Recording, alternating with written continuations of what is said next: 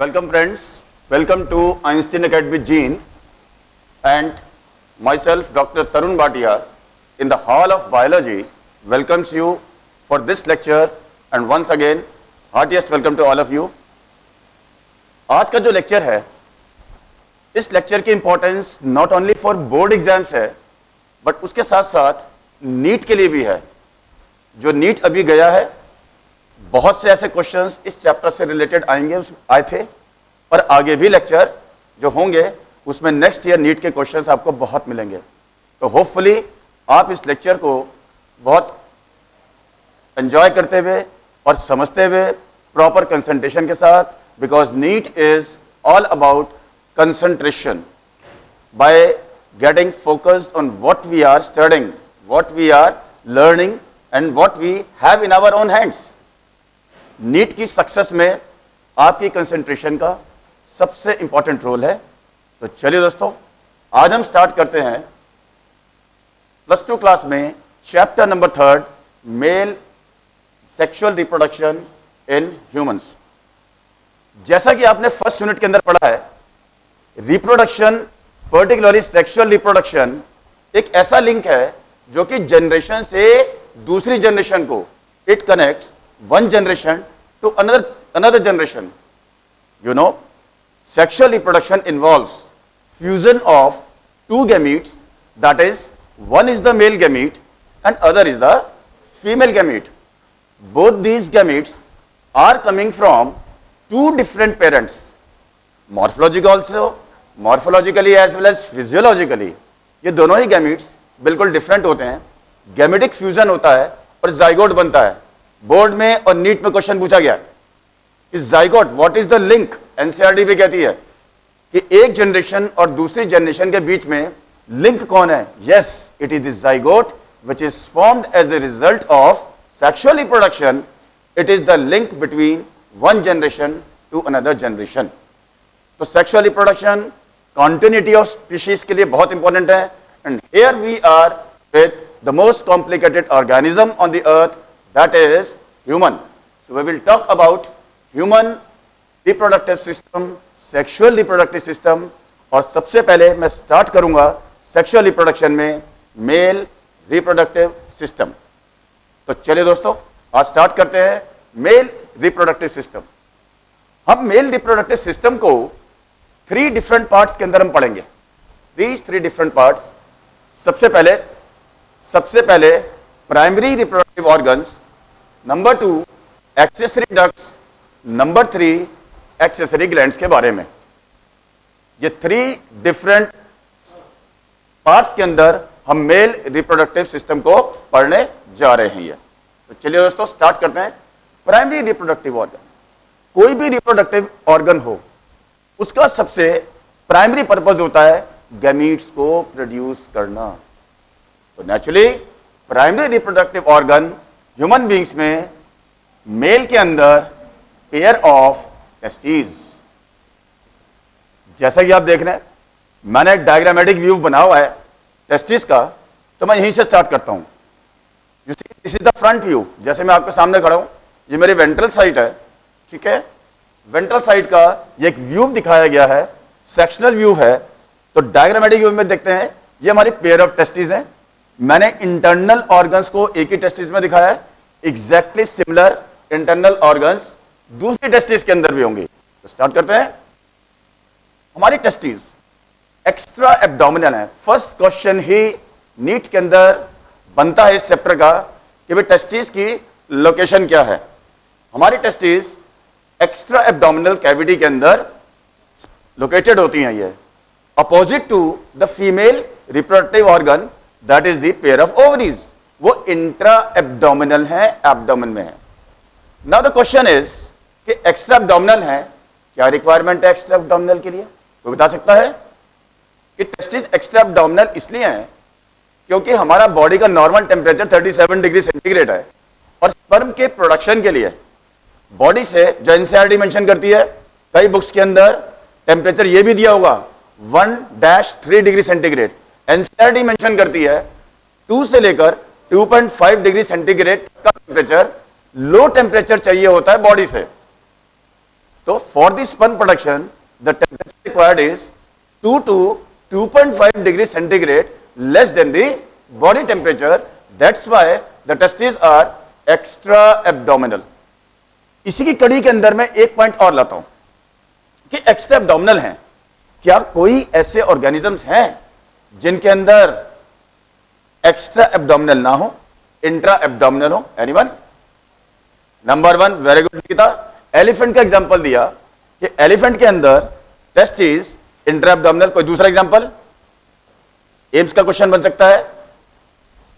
Number 1 elephant, बिल्कुल ठीक बताया. Number 2 armadillo and number 3 is shrews. Option आएगा ऑल ऑफ द अबव.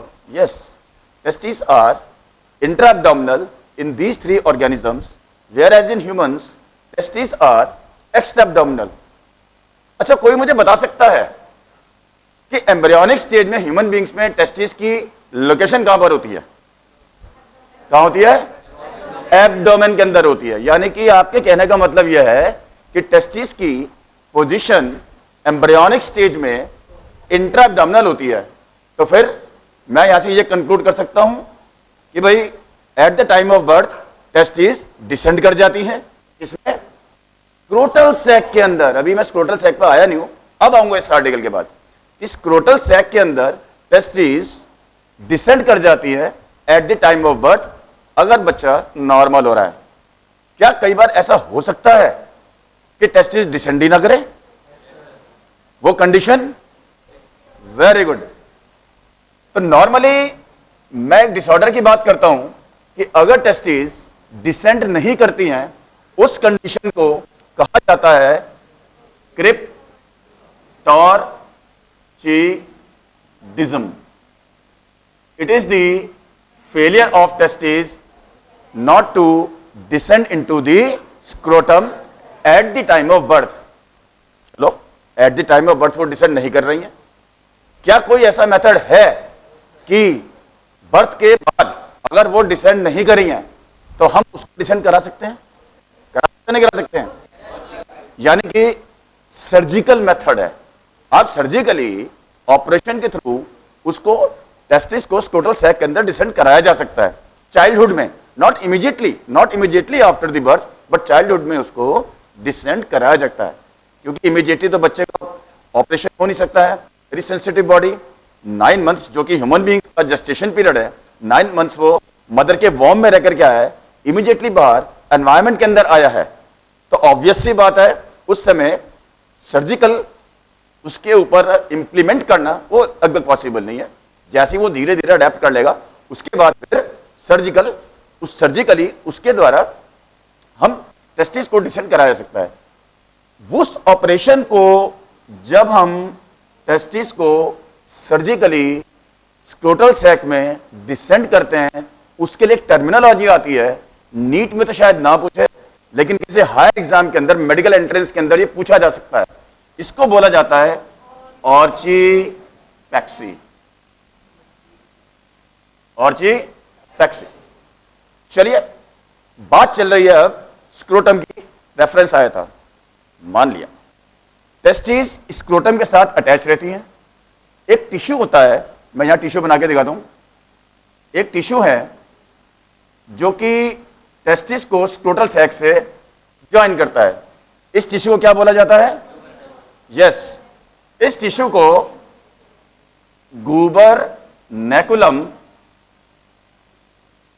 या इसको मीजोर्चियम भी बोला जाता है. गूबर नेकुलम या मीजोर्चियम. 2 कंडीशन यहां पर और आती हैं. 2 तरह के टिश्यू यहां और आते हैं कि भाई स्क्रोटम भी एब्डोमिनल कैविटी से अटैच होगा और on the other hand testis भी एब्डोमिनल कैविटी से अटैच होगी. यहां पर 2 टिश्यू आते हैं जिनसे अटैचमेंट होता है. लेकिन उससे पहले मैं थोड़ा टेस्टिस के साइज के बारे में बता दूं. तो टेस्टिस के साइज की बात करें, ये ओवल शेप की होती हैं. ओवल शेप के साथ साथ 4 to 5 सेंटीमीटर इसकी लेंथ हो गई और 2 से 3 सेंटीमीटर इसकी विड्थ हो जाती है. लेंथ हो गई 4 to 5 सेंटीमीटर, विड्थ हो गई 2 to 3 सेंटीमीटर. मैं बात कर रहा था अभी ये कि भाई स्क्रोटम जो अटैच होगा एब्डोमिनल कैविटी से, किस चीज से अटैच होगा? उसके लिए एक टर्म आती है, उसको कहते हैं इंज्यूनल कैनाल। Very good.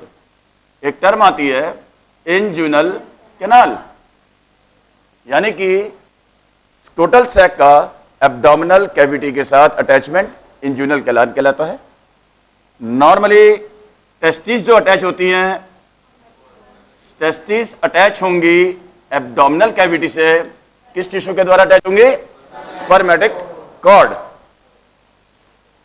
एक डिसऑर्डर मेंशन करता हूं, लेकिन नॉर्मली ये जो डिसऑर्डर होता है ये एक एज ओल्ड में आकर के होता है। नॉर्मली जो यंग एज है या आप कह दिए चाइल्डहुड की एज है, उसके अंदर ऐसा नहीं होता है। जब एक एज ओल्ड हो जाती है उस केस के अंदर क्या होता है कि कई बार इंज्यूनल कैनाल की वियर एंड टियर हो जाती है, वो टियर अप हो जाती है, जिसकी वजह से कुछ इंटेस्टाइन के कंटेंट्स मैं आपको पोजीशन दिखा देता हूं, कुछ इंटेस्टाइन के कंटेंट्स इसके अंदर आ जाएंगे, स्क्रोटल सैक को सराउंड कर लेंगे। राइट, स्क्रोटल सैक को सराउंड कर लेते हैं ये कुछ कंटेंट्स ऑफ इंटेस्टाइन। अगर इंज्यूनल कैनाल की टियरिंग अप हो जाती है एज ओल्ड के अंदर, और उस कंडीशन को बोला जाता है इंज्यूनियल, इसको इंज्यूनल हर्निया बोला जाता है। इसके अंदर फिर क्या करते हैं भाई, एक ऑपरेशन होता है सर्जिकली, स्क्रोटल को टियर थोड़ा सा कट करके उसके बाद वहां से कंटेंट्स को वापस इंटेस्टाइन के अंदर डाल दिया जाता है। तो ये इंज्यूनल हर्निया की बात हो गई। तो चलिए जी फिर और आगे बात करते हैं। इस साल नीट में क्वेश्चन आया था, इस साल नीट के अंदर क्वेश्चन आया था कि भाई स्पर्म का पाथ दिखाइए। मेल गैमीट नेचुरली टेस्टिस के अंदर बनेगा, प्राइमरी रिप्रोडक्टिव ऑर्गन होती है। तो चलिए पहले टेस्टिस के बारे में और बता देते हैं। एक सिंगल टेस्टिस के अंदर करीब करीब एनसीईआरटी मेंशन करती है लॉब्यूल्स होते हैं, छोटे छोटे लॉब्यूल्स होंगे।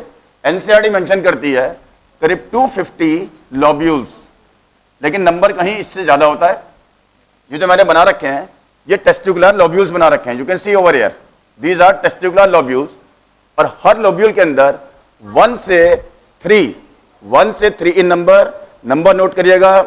नीट का क्वेश्चन बन सकता है कि एक टेस्टिस में, देखिए यहां पर एक पॉइंट मेंशन करना चाहूंगा कि कई बुक्स के अंदर मेंशन होता है कि नंबर ये है, लेकिन जो नीट कंडक्ट करते हैं, इस बार एनटीए ने करा था, स्ट्रिक्टली जो भी डाटा एनसीईआरटी में आपको दिया गया है आप उस डाटा को प्रॉपर्ली फॉलो करिए। राइट, तो एक टेस्टिकुलर लॉब्यूल में करीब करीब 1 से 3 वेरी इंपॉर्टेंट टर्म देने जा रहा हूं मैं, ये 1 से लेकर 3 तक functional unit of male reproductive system. क्या बोला मैंने? Functional unit of male reproductive system, that is the seminiferous tubules. ये मेरा इंटरनल स्ट्रक्चर है। तो जैसा मैंने बताया कि ये टेस्टिकुलर लॉब्यूल्स हैं, बहुत सारे आप देख सकते हैं, और इसके अंदर सेमिनिफेरस ट्यूब्यूल्स हैं। सेमिनिफेरस ट्यूब्यूल्स का इसके बारे में थोड़ा नेक्स्ट आर्टिकल में आपको बताऊंगा। अभी थोड़ा देखते हैं कि पाथवे क्या होता है। तो इन सेमिनिफेरस ट्यूब्यूल्स में स्पर्मेटोजेनेसिस होता है। स्पर्मेटोजेनेसिस क्या होता है? It is the process of the formation of sperms from the, कौन से सेल से बनेगा? जर्म सेल से बनेगा। इंटरनल स्ट्रक्चर में अभी आएंगे, जर्म सेल से बनेंगे, स्पर्म की फॉर्मेशन होती है, प्रोसेस कहलाता है स्पर्मेटोजेनेसिस कहलाता है। तो चलिए अब जैसे ही स्पर्म्स बनेंगे सेमिनिफेरस ट्यूब्यूल्स के अंदर, ये सेमिनिफेरस ट्यूब्यूल्स अल्टीमेटली ओपन हो जाते हैं और ट्यूब्यूल्स के अंदर, इन ट्यूब्यूल्स को बोला जाता है रीटेस्टिस। यस, ये हमारा शॉर्ट फॉर्म में बता रहा हूं, टेस्टिकुलर लॉब्यूल हो गया, ये सेमिनिफेरस ट्यूब्यूल्स हो गए, ये रीटेस्टिस, ये भी हमारा ट्यूबुलर पार्ट है। रीटेस्टिस कलेक्टिवली कंबाइन होकर के, रीटेस्टिस अगेन कलेक्टिवली कंबाइन करके, या मैं ये कह दूं कि टेस्टिस को और जो नेक्स्ट वाला पार्ट है, जो इस पार्ट को मेंशन कर रहा हूं, इसको ज्वाइन करने वाले रीटे टेस्टिस हैं। इनको बोलते हैं वासा एफरेंशिया। इनका नंबर करीब 10 से 20 होता है। ये छोटे ट्यूब्यूल्स होते हैं, but bigger than the rete testis. तो रीटे टेस्टिस का नेटवर्क आगे जाके 10 to 20 वासा एफरेंशिया का ट्यूबुलर नेटवर्क बना देगा। वासा एफरेंशिया अगेन बहुत सारी वासा एफरेंशिया मिलकर के एक हाईली कॉइल्ड स्ट्रक्चर बना देंगी, जो मैंने यहां पर मेंशन कर रखा है। This is epididymis. अब इसके बारे में बताना जरूरी है। एम्ब्रियोनिक स्टेज में एक डक्ट होता है, एम्ब्रियोनिक स्टेज में एक डक्ट होता है, उसे बोलते हैं वुल्फियन डक्ट। तो एम्ब्रियोनिक स्टेज का जो वुल्फियन डक्ट है, आगे जाकर के मैच्योर होकर के वो एपिडिडिमिस बनाता है। एपिडिडिमिस को भी थोड़ा सा मैं और डिवाइड अगर कर दूं, ठीक है भाई, एपिडिडिमिस को भी मैं 3 पार्ट में डिवाइड कर सकता हूं। पार्ट नंबर 1, पार्ट नंबर 2 और part number 3। Can you name it? पहला पार्ट क्या है? पहले पार्ट को क्या बोलते हैं? पहला पार्ट देख लो क्या लिखा है मैंने, कैपट एपिडिडिमिस। सेकंड पार्ट क्या कहलाएगा? Corpus epididymis. और थर्ड पार्ट क्या कहलाएगा? यस, मैं इसमें इंटरेस्टेड हूं, coda epididymis. The last part coda epididymis, ठीक है भाई। कॉडा एपिडिडिमिस, यहां पर स्पर्म अप्रोक्सीमेटली 1 मंथ के लिए रहता है। नंबर 1 थिंग ये हो गई, लगभग 1 मंथ के लिए स्पर्म कॉडा एपिडिडिमिस में रहेगा। कुछ बुक्स के अंदर मेंशन करा हुआ है कि भाई केवल एपिडिडिमिस। तो ये तो डिपेंड करता है कि एग्जाम के अंदर ऑप्शन आपको क्या दिया हुआ है, क्या एग्जैक्टली कॉडा एपिडिडिमिस दिया गया है तो वो मेंशन कर दीजिएगा, अगर एपिडिडिमिस दे दिया गया है तो आप वो मेंशन कर दीजिएगा। तो कॉडा एपिडिडिमिस में 1 मंथ तक के लिए स्पर्म होगा, यहां पे रहेगा।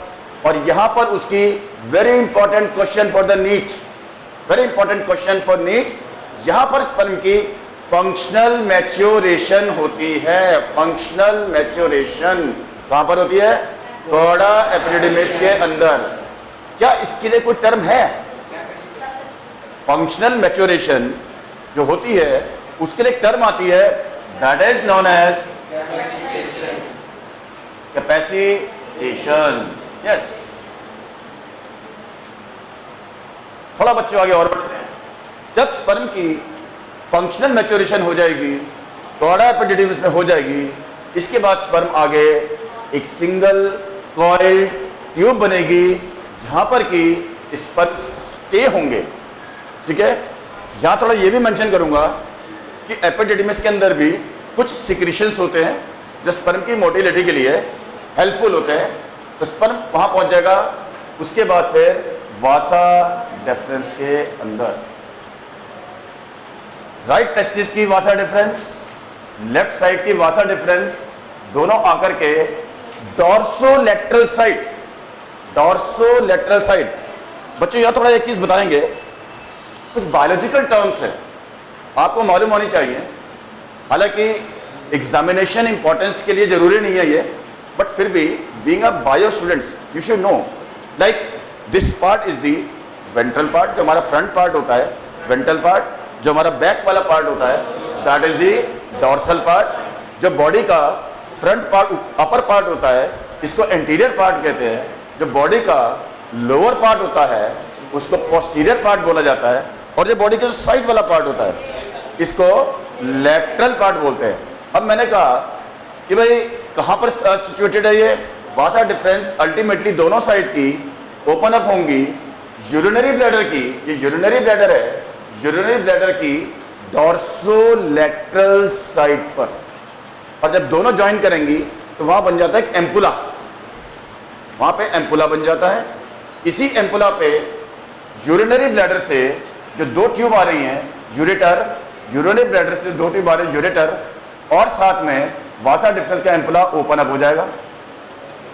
यहीं पर ही एक ग्लैंड है सेमिनल वेसिकल, जैसे आप देख सकते हैं, हालांकि एक्सेसरी ग्लैंड्स के ऊपर बाद में आऊंगा भैया।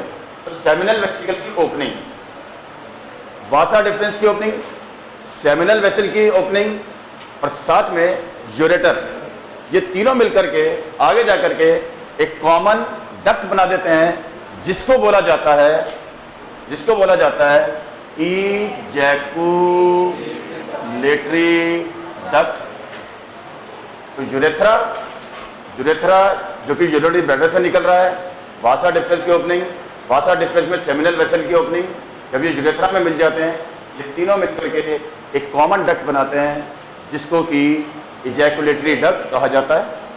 इजैकुलेटरी डक्ट यहां थोड़ा मैं मेंशन करना चाहूंगा, ejaculatory duct this is the common duct. Ejaculatory duct का क्या मुझे आप बता सकते हो, उसका दूसरा नाम क्या हो सकता है, बताइएगा। इजैकुलेटरी डक्ट को हम और क्या कह सकते हैं, बोर्ड के ऊपर साफ मेंशन है। इजैकुलेटरी डक्ट को, अच्छा ये किस किस का पैसेज है, इजैकुलेटरी डक्ट अगर ये पैसेज है किस किस के लिए पैसेज है, हाँ जी, semen and very good Nikita, semen और यूरिन ये दोनों के लिए एक कॉमन पैसेज है।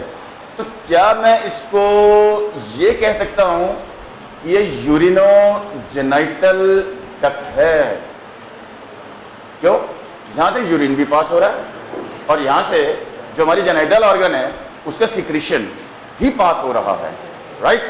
तो this is the ejaculatory duct और दी यूरिनोजेनाइटल डक्ट भी कह सकते हैं।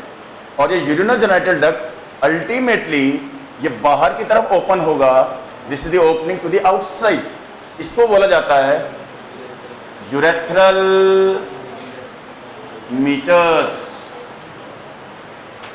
चलिए यूरेथ्रल मीटर्स, या इसको हम क्या कह सकते हैं, इजैकुलेटरी डक्ट हमने कहा, दूसरा नाम उसका क्या बता दिया हमने बच्चों, यूरिनोजेनाइटल डक्ट। यहां पे ये ओपनिंग आ गई है, यूरेथ्रल मीटर्स कहते हैं। क्या इसको मैं यूरिनोजेनाइटल पोर नहीं बोल सकता, बोल सकता हूं ना, यूरिनोजेनाइटल पोर भी कहा जाता है, जो कि आउटसाइड ओपन अप होगा, जहां से कि सीमन का भी डिस्चार्ज होगा और यूरिन का भी डिस्चार्ज होता है। चलो यहां पे क्वेश्चन आ गया दिमाग में, ये जो प्रोसेस है जिससे कि यूरिन डिस्चार्ज किया जाता है, 10th लेवल का क्वेश्चन है, सिंपल टर्म है, इसके लिए कोई टर्म आती है क्या, जैसे आप चाइल्ड की बर्थ को पार्चुरेशन कहते हो, इसी तरह process of passing out of urine क्या बोलते हैं इसको,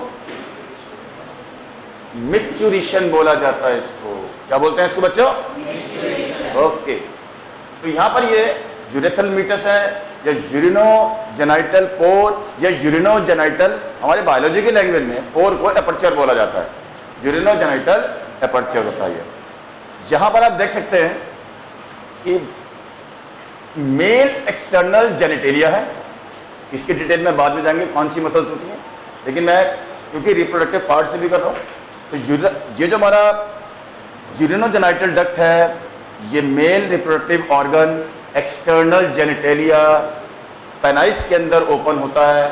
पेनाइस के एकदम टिप पर यहां आकर के एक आपको स्वोलन एंड मिलेगा जिसको ग्लांस पेनिस बोला जाता है, और ग्लांस पेनिस पे एक स्किन की कवरिंग मिलेगी जिसको फोर स्किन या इसको प्रेप्यूस भी बोला जाता है, फोर स्किन या प्रेप्यूस भी बोला जाता है, जो कि ग्लांस पेनिस को स्वोलन एंड है पेनाइस का, उसको ये कवर अप करती है ये, ठीक है। तो इस तरीके से जो प्राइमरी रिप्रोडक्टिव ऑर्गन और साथ में जो एक्सेसरी डक्ट्स मैंने आपको दिखाए थे ये आ जाते हैं। मैं फिर से रिपीट करता हूं, इस बार का जो क्वेश्चन पेपर था नीट का, उसमें स्पर्म का पैसेज बताया गया था, ठीक है जी। स्पर्म का पैसेज अब यहां से हम ले लें, हम डायग्रामेटिकली स्पर्म का पैसेज अगर हम देखते हैं कि सबसे पहले स्पर्म कहां बना, सेमिनिफेरस ट्यूब्यूल में, सेमिनिफेरस ट्यूब्यूल से फिर कहां पहुंचा, रीटे टेस्टिस। अगर रीटे टेस्टिस मेंशन नहीं होगा तो क्या मेंशन करोगे, वासा एफरेंशिया, वासा एफरेंशिया के बाद कहां पहुंचा, कौन सी एपिडिडिमिस, लास्ट वाली कौन सी है, कॉर्डा एपिडिडिमिस से कहां जाएगा, वासा डिफरेंस से कहां पर आएगा, वासा डिफरेंस से कहां पर आया, यूरिनोजेनाइटल डक्ट या इजैकुलेटरी। देखिए बायोलॉजिकली जो एग्जैक्ट टर्म आती है हम इजैकुलेटरी डक्ट ही यूज करते हैं। ओके, तो इजैकुलेटरी डक्ट से फिर कहां जाएगा? इजैकुलेटरी डक्ट से मीटर्स तक आ गया, यहां से कहां जाएगा? कहां जाएगा? यहां से फीमेल की वेजाइनल कैविटी में जाएगा जब कोइटस होगा तब। This is the exact passage of the sperm, यानी कि स्पर्म की यात्रा है। और कब? ऑब्वियस सी बात है, जब सेक्सुअल मैच्योरिटी आती है, जब प्यूबर्टी आती है, जब कोइटस होगा तो स्पर्म एग्जैक्टली टेस्टिस से फीमेल की वजाइनल कैविटी तक पहुंच जाएगा। तो ये हमारे एक्सेसरी डक्ट है जो नीट का क्वेश्चन आया है, क्योंकि नीट में कई बार ऐसा होता है बीच का कोई एक ऑर्गन को नहीं गायब कर देंगे, तो आपको एग्जैक्ट पैसेज मालूम होना चाहिए, क्योंकि कोई हायर एग्जाम होगा तो उसमें टेक्निकल टर्म्स और भी आ जाती हैं।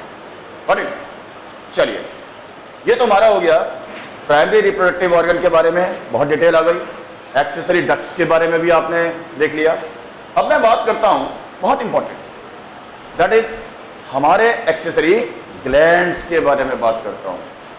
अभी मैंने एक ग्लैंड के बारे में मेंशन किया कि जब वासा डिफरेंस डॉर्सोलैटरल साइड में ओपन अप होती है, यूरिनरी ब्लैडर के डॉर्सोलैटरल साइड में, वहां पर एम्पुला बन जाता है और वहीं पर ही एक सेमिनल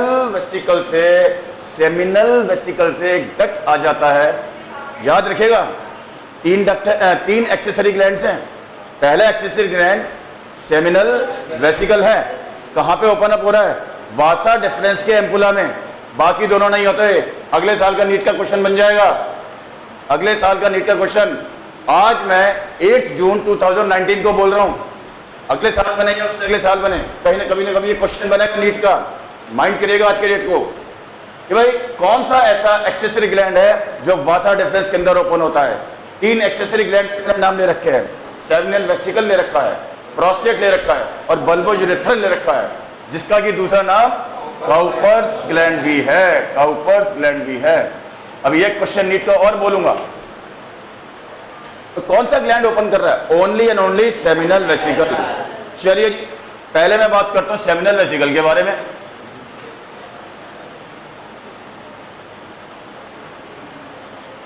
पहले मैं बात करता हूं सेमिनल वेसिकल के बारे में। सेमिनल वेसिकल कहां पर ऊपर हुई है? वो तो यूरिनरी ब्लैडर के अंदर जा रही है।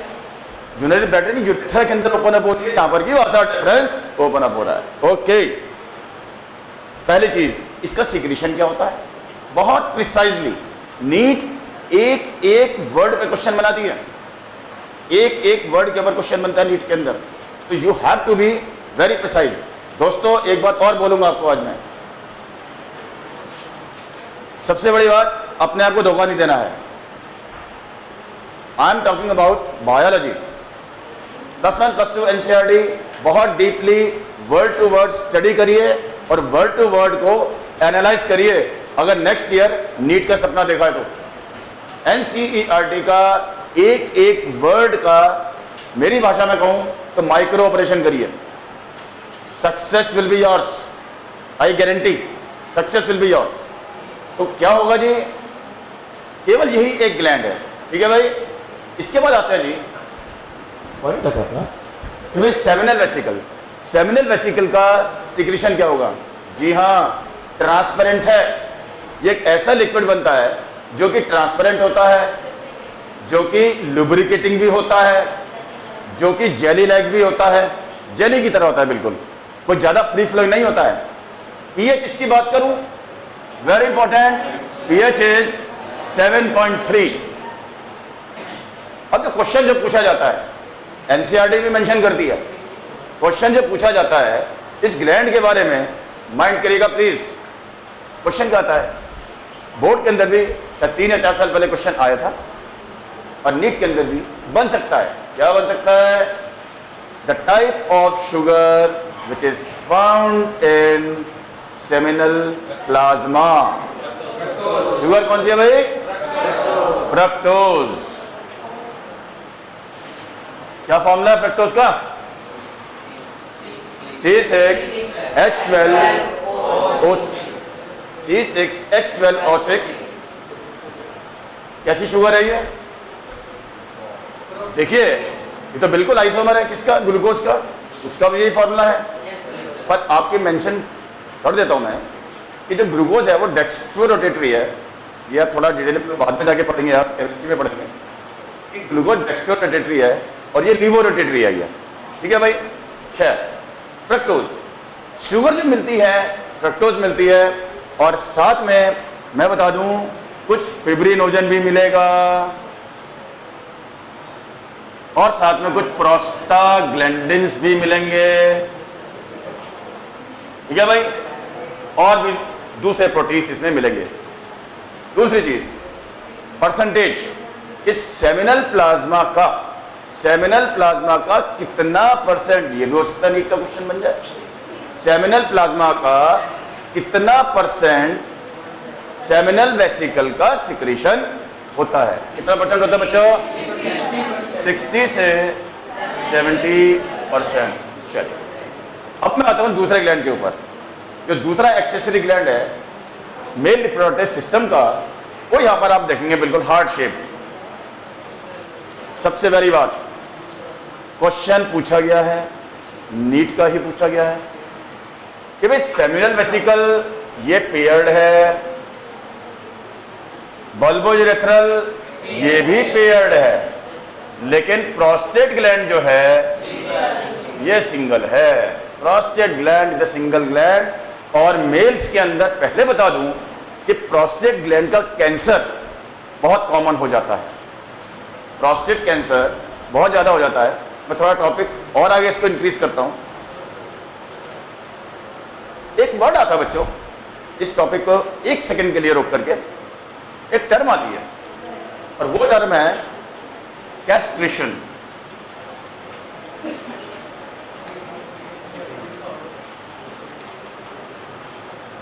एक ऐसा प्रोसेस है जिसमें कि टेस्टिस को क्रश कर दिया जाता है, टेस्टिस को,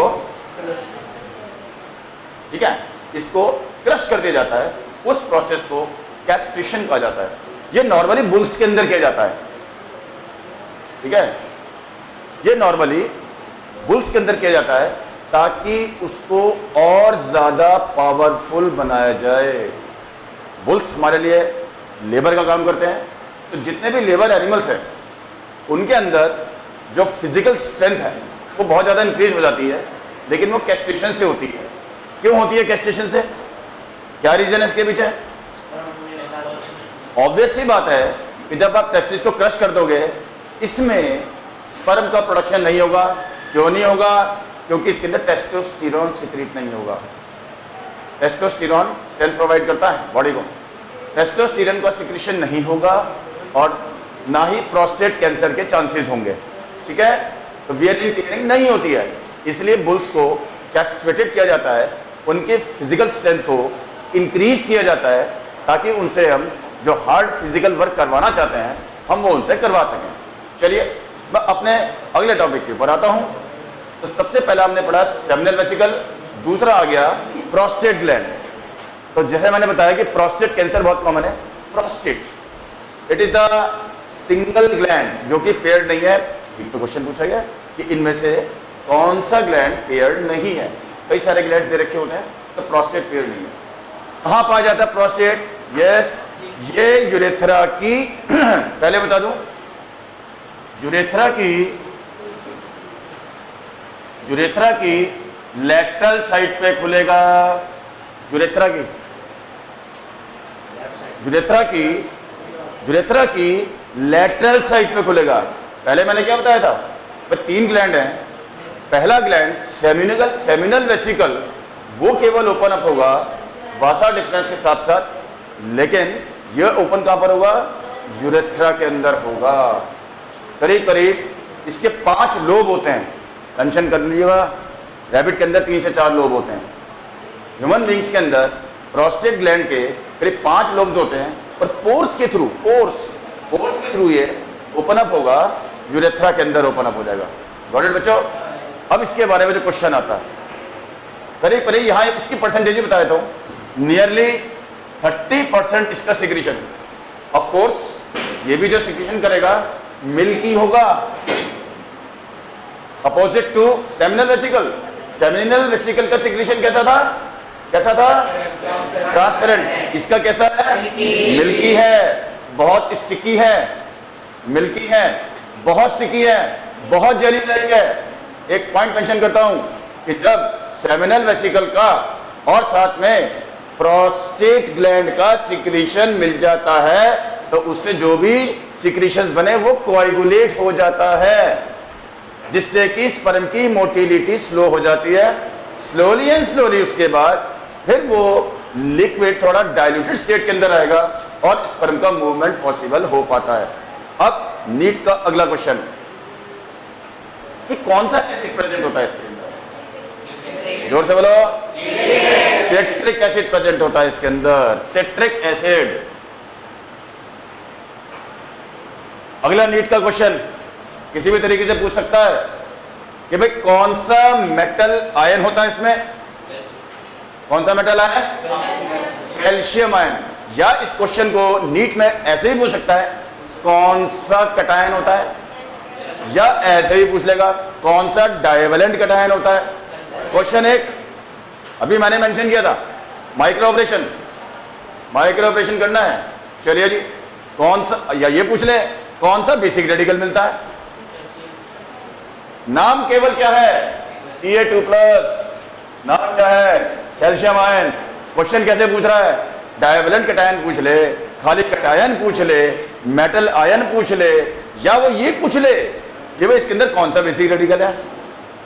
आंसर सबका कैल्शियम। बोला था ना अभी, माइक्रो ऑपरेशन ऐसे होता है। चलो दूसरी तरफ आ जाता हूं कि भाई बताइए इसमें अनायन कौन सा होता है? अनायन कौन सा होता है? फॉस्फेट।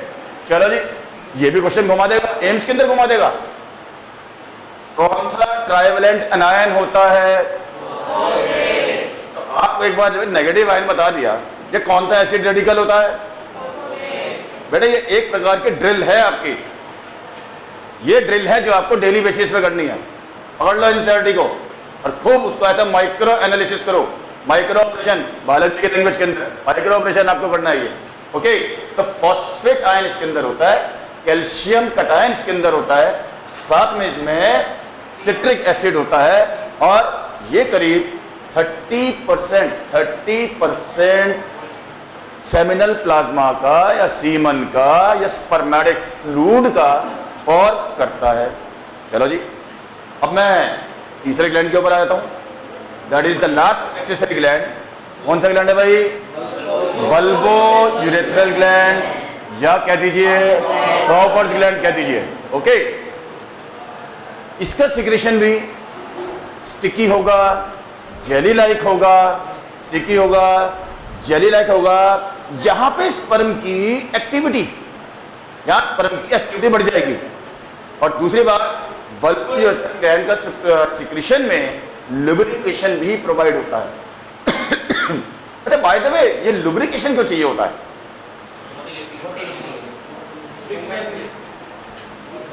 फिर से बोलो।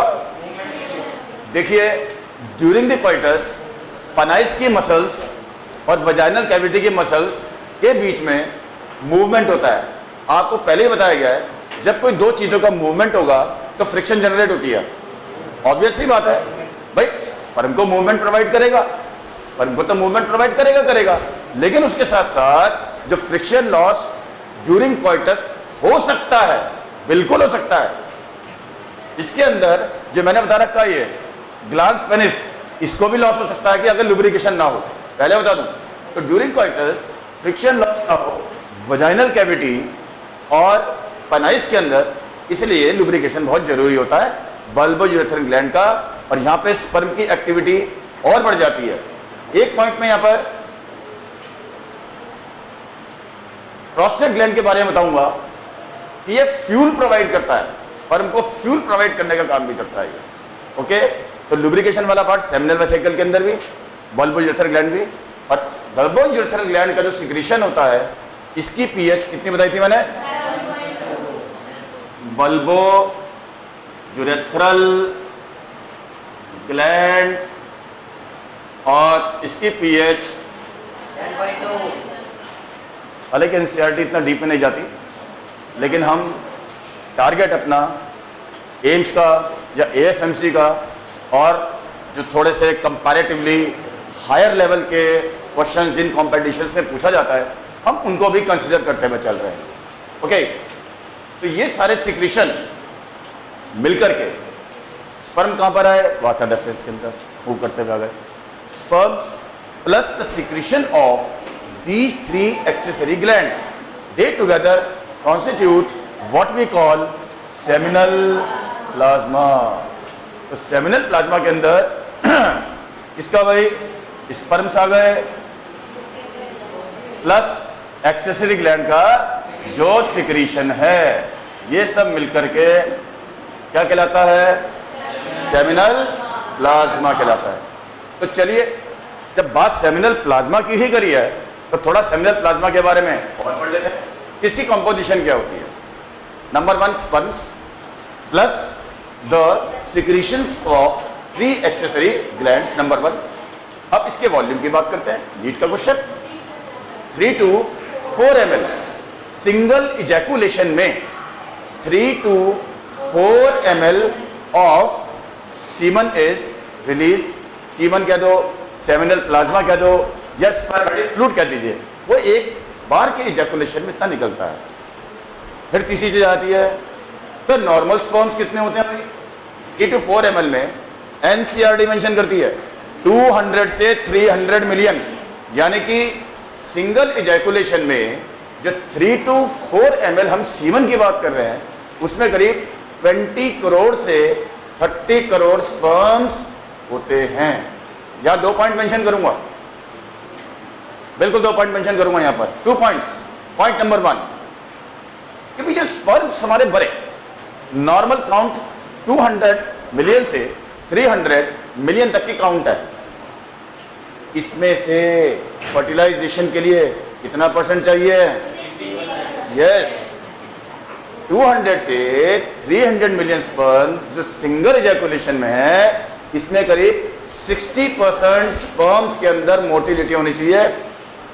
क्वेश्चन बन सकता है नीट का, इन 60% में से भी कितना भाई? 40% स्पर्म ऐसे होने चाहिए जिसमें कि विगरस मोटिलिटी होनी चाहिए, विगरस मोटिलिटी होनी चाहिए। चलिए जी, 2 पॉइंट और पढ़ लेते हैं। अगर मान लिया 200 मिलियन से स्पर्म्स की काउंट कम हो जाती है, उस कंडीशन को एक कहा जाता है, उसको बोलते हैं ओलिगोस्पर्मिया। ओलिगोस्पर्मिया। अब मान लिया किसी केस में स्पर्म ऑलमोस्ट नहीं बन रहे, स्पर्म अगर किसी भी वजह से, रीजंस कुछ और भी हो सकते हैं, कोई भी रीजन हो सकता है, मेडिकल रीजंस हो सकते हैं, इस स्पर्म का प्रोडक्शन ही नहीं हो रहा हो, उस कंडीशन को बोला जाता है एजोस्पर्मिया। तो बच्चों, ये जो मेरा आर्टिकल था, मेल रिप्रोडक्टिव सिस्टम के इंटरनल पार्ट्स, पहले सेक्शनल व्यू पढ़ना, उसके बाद फिर उसका डिटेल व्यू, इंटरनल स्ट्रक्चर पढ़ना, कौन कौन सी प्राइमरी रिप्रोडक्टिव ऑर्गन है उनके बारे में इंफॉर्मेशन, एक्सेसरी डक्ट्स कौन कौन से हैं उनके बारे में इंफॉर्मेशन, उसके बाद फिर एक्सेसरी ग्लैंड्स कौन कौन से हैं उनके सिक्रीशंस, और डिफरेंट डिसऑर्डर्स जो कि मेल रिप्रोडक्टिव सिस्टम के रिलेटेड स्पर्म्स को लेकर के हो सकते हैं, स्क्रूटल टेस्टिस को लेकर के हो सकते हैं, फिर कुछ कैस्ट्रेशन के बारे में बताया, तो डिफरेंट डिसऑर्डर्स भी आपसे डिस्कस किए। ठीक है, तो आज का आर्टिकल इतना ही। उसके बाद नेक्स्ट आर्टिकल में आपसे फिर मिलते हैं, तब तक के लिए thanks for watching this video.